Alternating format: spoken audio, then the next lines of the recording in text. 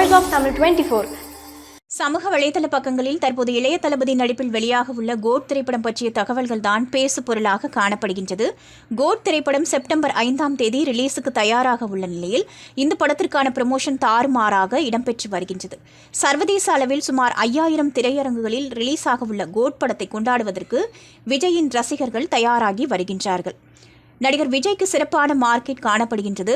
இதனால் அவருடைய சம்பளம் 200 கோடிகளை தாண்டியுள்ளது. கோட் படத்திற்கும் அவர் 200 கோடி சம்பளம் வாங்கியதாகவே கூறப்படுகின்றது.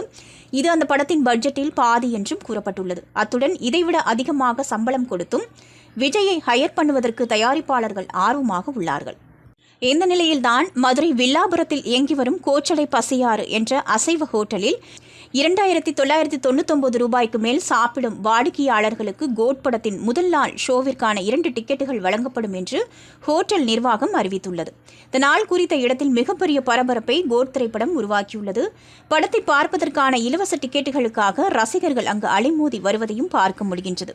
இந்த அறிவிப்பு தற்போது இணையத்தில் பகிரப்பட்டும் வருகின்றது. நீங்க பார்த்துட்டு இருக்கிறது Voice of Tamil 24. Like, share and subscribe.